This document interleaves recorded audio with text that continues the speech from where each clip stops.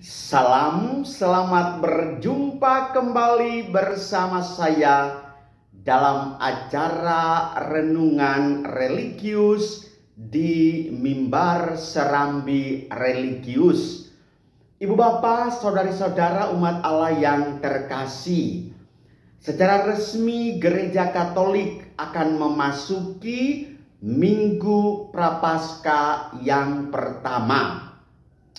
Setelah saya menampilkan soal makna Rabu Abu sebagai titik start masa Prapaskah, lalu juga saya menampilkan perihal aturan berpantang dan berpuasa dalam tradisi Gereja Katolik, banyak sekali muncul WhatsApp, baik secara japri atau bahkan lewat telepon, atau malah berjumpa langsung.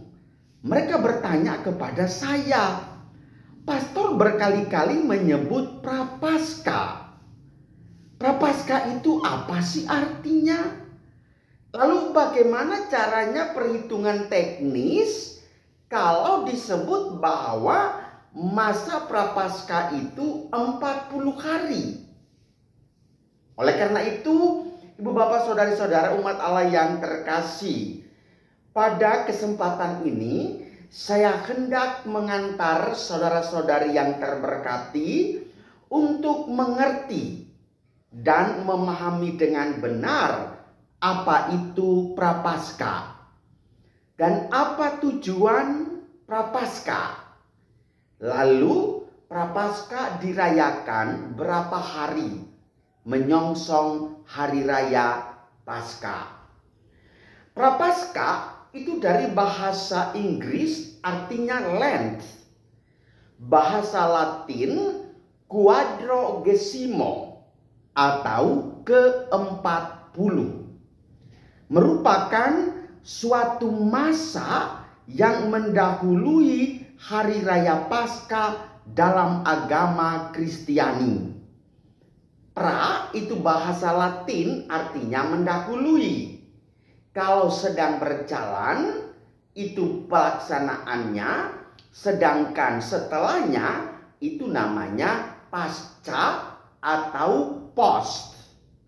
Nah, masa ini mencakup 40 hari, mulai dari hari Rabu Abu sampai hari Minggu Palma, dengan berbagai liturgi yang diakhiri sampai Kamis Putih, menjelang peringatan 3 peristiwa yang amat penting, yaitu kematian Yesus pada hari Jumat Agung yang dilanjutkan dengan penguburannya dan masa tinggal di dalam kubur di dunia Seol, serta kebangkitannya dari kematian pada hari Minggu Paskah.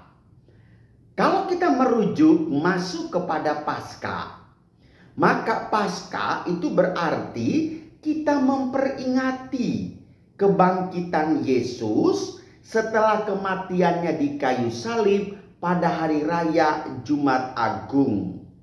Nah, nanti akan saya gambarkan juga menjelang perayaan Minggu Palma, Kamis Putih, Jumat Agung, Malam Figlia, dan perayaan Paskah dalam konsep teologis, liturgis, dan secara biblis. Saya akan menghantar ibu dan bapak untuk mengenal dan memahaminya dengan sungguh.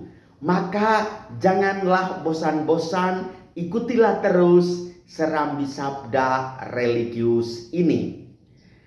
Nah, ibu bapak saudari-saudaraku yang terkasih, masa Prapaskah itu berhubungan dengan persiapan Pekan Suci yang memperingati kejadian yang menuju ke pengadilan Yesus terakhir oleh Kekaisaran Romawi. Ini terjadi di antara tahun 29 sampai 33 Masehi. Secara tradisional, Prapaskah ini merupakan persiapan penyesalan orang percaya melalui doa, penyesalan, pertobatan, pemberian sedekah, dan mengingkari diri. Maka masa Prapaskah itu disebut dengan julukan yang bermacam-macam.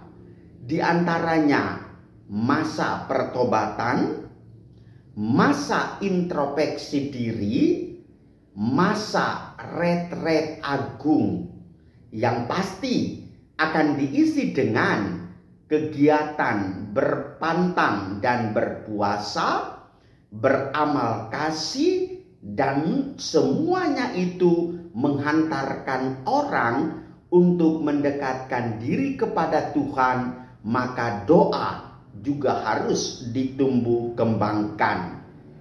Nah, tujuan ini lebih ditekankan saat memasuki masa perayaan tahunan Pekan Suci, yaitu peristiwa kematian dan kebangkitan Yesus. Ada 40 hari dalam masa Prapaskah yang ditandai dengan, sekali lagi sebagaimana yang sudah saya paparkan pada tema YouTube sebelumnya, kita akan menjalankan kegiatan berpantang dari makanan dan kenikmatan dan sikap penyesalan lainnya. Hal ini merujuk pada peristiwa yang dicatat dalam kitab-kitab Injil sinoptik, yaitu Injil Matius, Injil Markus, dan Injil Lukas, bahwa sesungguhnya Yesus Kristus telah berpuasa 40 hari 40 malam lamanya di padang gurun sebelum memulai pekerjaannya, di mana ia dicobai oleh iblis. Nah, bagaimana menghitung 40 hari? Tidak termasuk pada hari Minggu. Maka hari Senin sampai dengan hari Sabtu itu dilihat sebagai masa di dalam Prapaskah. Hitunglah akan memperoleh angka 40 hari. Nah, di sejumlah gereja Kristen, 6 hari Minggu di antara hari Selasa sebelum Rabu Abu dan Minggu Paskah tidak dihitung dalam 40 hari Prapaskah, sehingga tanggal hari Selasa itu lebih dari 40 hari sebelum Paskah.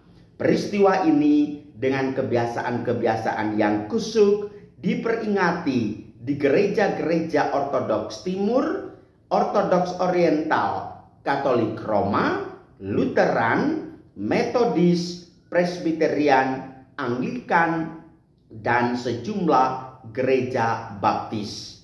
Prapaskah ini sekarang juga diperingati di beberapa denominasi yang dulunya mengabaikannya, misalnya di sejumlah gereja Baptis dan Menonit.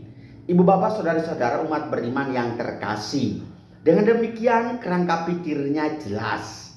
Apa itu Prapaskah? Apa yang kita lakukan dalam masa Prapaskah? Lalu apa tujuan dari Prapaskah itu?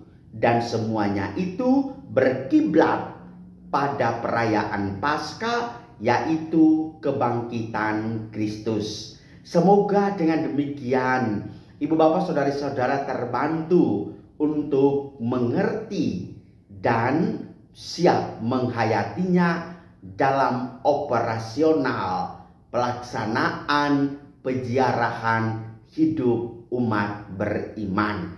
Tuhan memberkati kita semua. Amin.